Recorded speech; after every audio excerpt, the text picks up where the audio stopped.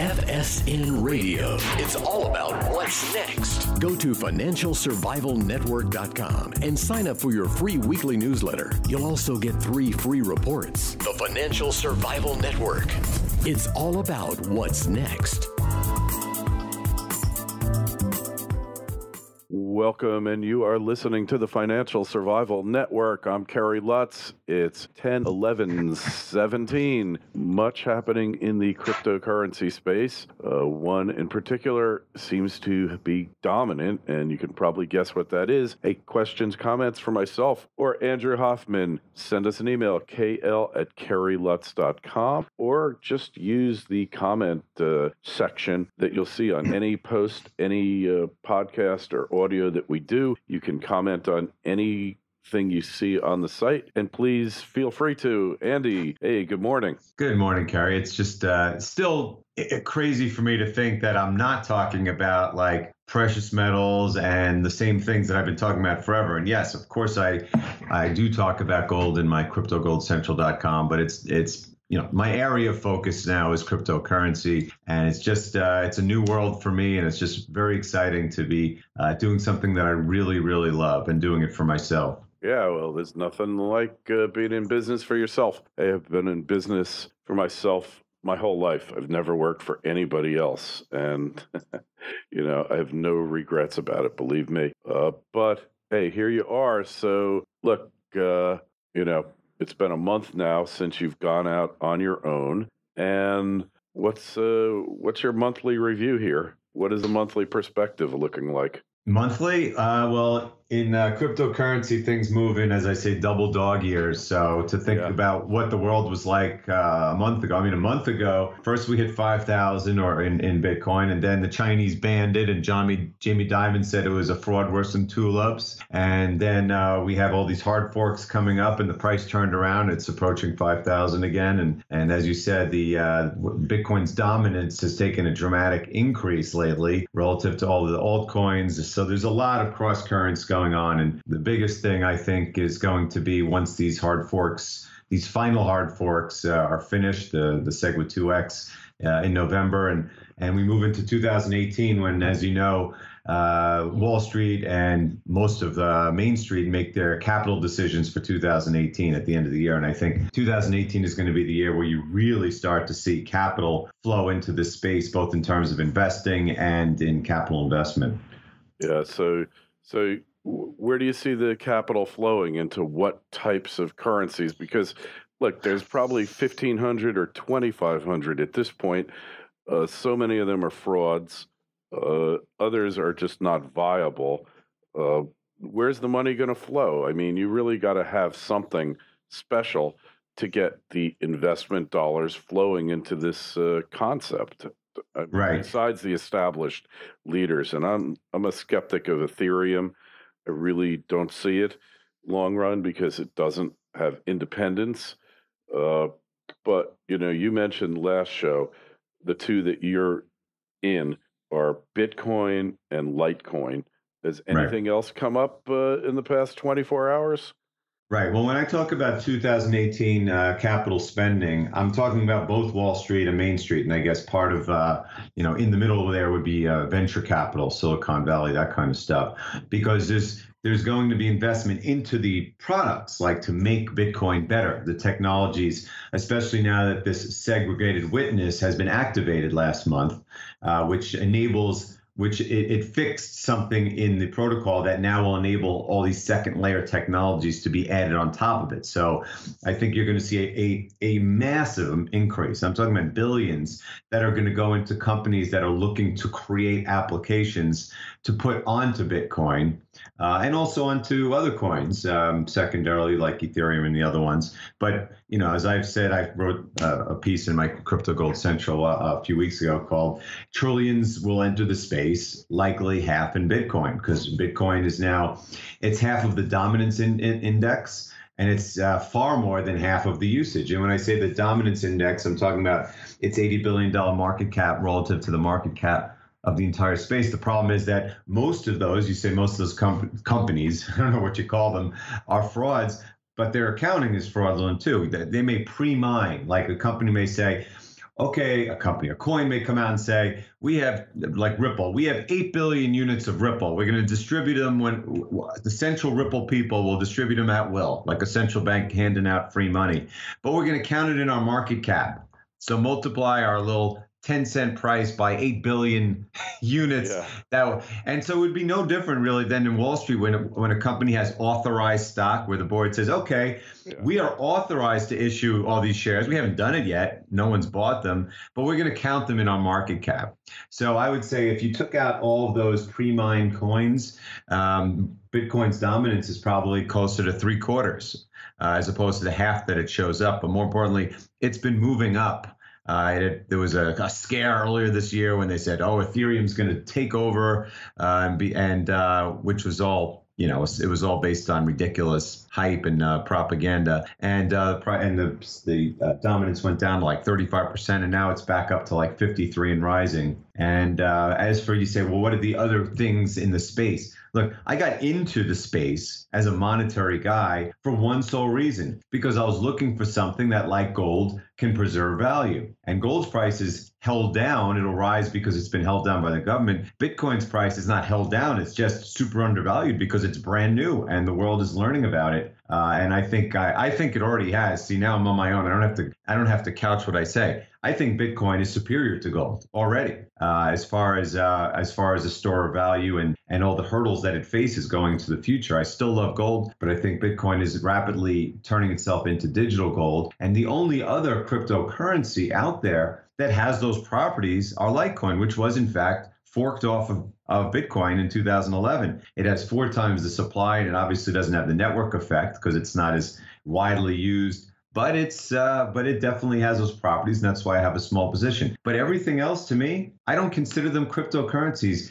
I consider them tech stocks, like Ethereum is. Anything, like you said, anything that's centralized, that has an Ethereum foundation or the guy who created it is not a cryptocurrency. Crypto to me means decentralized. It means no one runs it. And there's only a handful of them out there, which Bitcoin and Litecoin are the 2 kings of. So I have beyond zero interest in Ethereum. In fact, I think Ethereum is going to eventually be outcompeted by one or more companies. So, when Peter Schiff goes out and says Bitcoin can't be the one that wins because it's the first, which is ridiculous because it already has a network effect that cannot be, will never be surpassed. But as far as Ethereum and these other guys, absolutely. There's no way that the first in any of these sectors is going to survive with all the capital investment that's going to come in. Yeah. Obviously, they're talking about linking them to Visa and MasterCard now. You heard anything about that?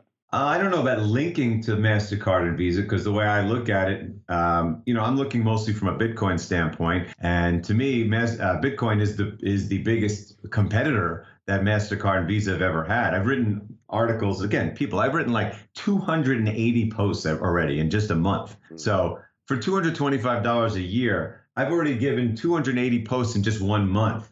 Okay. Yeah. But I've written specific articles about all of the flaws of MasterCard and Visa, how unbelievable the usurious fees, the information gets stolen. I just had my MasterCard information stolen last month for $3,000 of charges and all the inefficiencies that go into it. So I think MasterCard and Visa are on their last legs. So I don't think that trying to supplement MasterCard and Visa as opposed to just destroy them is not going to help. Yeah. So you think you don't think it's going to be a question of if you can't beat them, join them? So they'll get 1% instead of 3%, but they'll get something, and the volume of transactions will probably go up substantially. For now. I mean, look, it's not over yet. MasterCard and Visa aren't going away just yet. But to me, just like when you look at the monetary aspects and the banking aspects of Bitcoin compared to the banking system, like doing wires compared to just sending Bitcoin, it's like Flintstones versus Star Trek. And the same thing goes for the payment processing aspects of Bitcoin versus Visa and MasterCard. Visa and MasterCard are archaic. They are useful right now, but in a world that's dominated by cryptocurrency. And again, Bitcoin is going to be the king of store of value, that kind. But there's going to be other cryptocurrencies that are all going to play a role in the payments processing world. It's not going to be one coin that processes everything. And in that aspect, there is going to be dozens of coins out there that do things far better and far cheaper and more efficiently than Visa and MasterCard. So I think the whole current credit card system is just as archaic and on its way out as the fiat currency regime. Yeah, well, one thing's for sure, these networks that they use to process transactions, to clear them on the credit card network, well, they've gotten a lot better over the years. They're still very susceptible. They're prone to error. They're prone to missing stuff. And then the usurious nature of these credit card companies, where they really sock you with the fees. Like, you want to do a credit card, take it for your business, they take 3 or 4% off the top. I mean, yes. That's just outrageous. And what do you get for that 3 or 4%? The convenience of your client being able to pay you. I mean, for instance, I'll send out an invoice now and I'll say, don't use credit cards. Click the thing and send an e-check, which is what's called an ACH, automated clearinghouse transaction. And it costs 50 cents instead of $50. And I get the money in 2 days and it's done. So that's just one example where they're really hosing the public. I mean, it's probably tens of billions of dollars a year that go down the tubes in credit card clearance fees, not to mention the crappy equipment you have to get that doesn't really work right. I mean, you're in the supermarket now. It takes 5 times as long to put your credit card through and clear the transaction. You know what I'm saying? It's a real frustrating thing. Well, to them. Yeah. Well, it's funny because you say, they hurt the public. But the thing is, the public doesn't think that. The public loves it. You get your credit card and everything goes fine. It's not until you are selling things, as I am now for the first time, where you realize all these things. When I saw for the first time that this Stripe, I use Stripe, it's one of the bigger processors, they take 3%. Of every so if you say, oh, Andy, you charge $225 a year, no, I charge $225 minus 3%, and there's, by the way, I've had a whole bunch of people have they tried to pay me and it got blocked because now the AML KYC rules are so onerous that credit cards are getting scared of accepting a lot of payments. And then on top, I mean, you think about it. I told you this was a month ago. I had my MasterCard. I've had this MasterCard account forever. And all of a sudden, $3,000 worth of charges showed up on it. Right. And it was funny because what happens is, they send me a text and they call my cell phone and they emailed me and said, you got to look in your account. We have a potentially fraudulent transaction you should look into. So I do. I look into it. And it was basically 2 transactions totaling like $90 for some clothes store in California. And I'm thinking, really, that's what you flagged?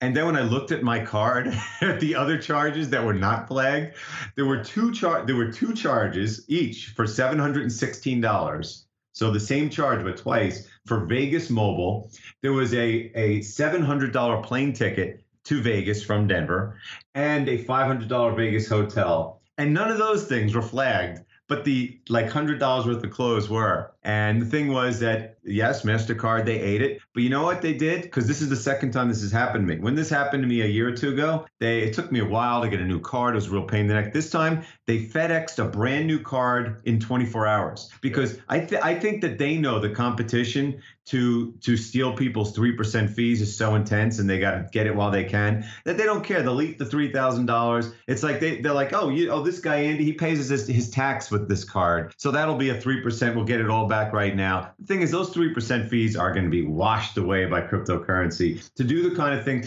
let's say I was just settling in Bitcoin, forget the government won't let you do it and the taxes, but let's say I was just saying, sell for Bitcoin and you send it to me and that's it. The fees would be pretty much zero. It might be 0.003% instead of 3%. And that's where the world will go, whether it's through the legacy system adapting to compete with Bitcoin, which is pretty much impossible to do because you have to have, you have costs and you have to make a profit, or it'll just be eliminated. And that's why I think the world's going. Decentralized wealth storage of value and decentralized payments processing are the future. And it's not the far future. It's the near future. It's funny. The banks and the financial system. Like I said, probably tens of billions of dollars, Visa, MasterCard, American Express, on these little nickel dime fees.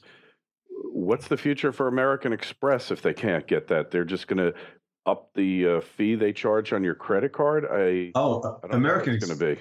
American Express, I think, has already killed itself. They had this one little brief period where they were like, well, we're the best. We're so high end. We can protect you against everything, and we're worth it with our higher fees. Well, you know what? Now MasterCard and Visa, again, desperate to keep the 3% fees, they'll eat everything. You dispute anything, they'll take it. They'll just eat the charge-offs and keep making it up in volume because they know people are using cash less and less. To the point where American Express has competed itself out of the picture. It's no longer any different than the other cards, except it still has that reputation, so no one wants to deal with it anymore. And so, they had their period of extraordinary gains, and now that's over. And now the rest are all, scrambling to like rats to get the last crumbs before those 3% fees go away. And what's going to make them go away? It's going to be cryptocurrency. Even if it does, just as a start, if it takes some time, make them compete their fees down from 3% to 2% to 1% as more and more people start accepting Bitcoin, as I would love to do. I would love to keep the Bitcoin, let alone accept it and have it, transferred into dollars. So it's good. That's how cryptocurrency is going to help the public, even if the public isn't using it. Yeah. Well, you can see it. There's no question that credit cards are, it's hard to believe they can be obsolete, Andy. I mean, they've been such a vital part of whatever our economy is now, and we can talk about that forever. But you know what I'm saying? They've been around for decades now, and it's remarkable to think that they're going the way of the buggy whip. You wouldn't believe it. Well, gold standards, and forget the fact that gold standards never work because the governments really just steal the gold. If they actually, used, saved it or are good custodians of it, they might have lasted a lot longer. But aside from those aspects, gold as a monetary system, not as a store of value, was obsoleted by the ability to do all this digital stuff. And all this digital stuff is being obsoleted by a decentralized payment system that doesn't require profits. It just requires efficiency. And the same thing can, and the same thing, even gold as a store of value. It's amazing. It's not going away, especially because all the older generations that already have their wealth are not going to touch Bitcoin. So gold's going to have several decades at least where the demand is very high. But in general, as I've said, the smaller packages, people are realizing that you could save $1 billion. You don't even need a device. You could literally just store the private keys in your head. So you can have $1 billion of wealth and not have to keep it anywhere. It could be in the ether of the cryptocurrency, the Bitcoin ether, and you don't have to store it. No one has to know about it. It's just absolutely amazing. The world is changing, and how anyone does not at least do the research to realize how much the world is changing, especially all these topics we're talking about. Before in recent weeks, we've talked about all the things that have gone the way of the buggy whip. Retail stores are going the way of the buggy whip. Banks, the branch banks, supermarkets, books. There's going to be no books. I mean, literally, there will be no books. Not only will there be no hardcover books, but I think the concept of books itself is starting to die because everyone is getting their information online, and there's so much literature that's being written online. That's how radically society and culture is changing. Yeah, well, it'll be a shame to see books go away, but the general public's been reading less and less books, newspapers, you name it. It's a trend that's 50 years in the making. So probably. Yeah, that's the internet. Because I mean, look, I don't even know if the word's inundated. It's just my life is reading the internet. So as a result, I have less time to read books, and I'm more educated because of it, because I'm focusing in on things. It's just that's just a cultural change. Yeah, totally. I'm with you on it. Well, big changes are coming. Every aspect of society, every aspect of life as you know it, the automation craze. We could spend 5 shows just on that, how it's making so many of the jobs that you're working now totally unnecessary, superfluous. And what's going to happen then when you got tens of millions of people really out there no longer viable in the job market? I mean, that one's pretty amazing too, you know? Well, anyway, check out Andy's site. Just tell us the site again, Andy. CryptoGoldCentral.com. Remember, I have a 7-day free trial. It's that simple. You go in, you just sign up. I don't take your credit card information. I don't send you follow-up emails. Just go and read the stuff. Learn a bit about cryptocurrency and its role in the world. And, you know, anyone who knows me knows you're going to get both quantity and quality, because those 280 posts are not just like a line here and there. Right? They're well thought out things about topics that matter. And it's, by the way, it's really exciting. It's fun. It's for the first time in so long. Look, not much happens in the gold world. It just is. It waits for something bad to happen, good to happen, and all the facts are out there. But in cryptocurrency, it's so much fun. And on top of that, it's the best bull market that I've seen in my lifetime. And I think we're in the first inning. Amazing. Well, so email us, klkerrylutz.com. And don't forget, use the comment tab on the site on financialsurvivalnetwork.com. The Twitter feed's at Kerry Lutz. The Facebook page is Financial Survival Network. Andy, we'll catch up with you next week. Looking forward to it.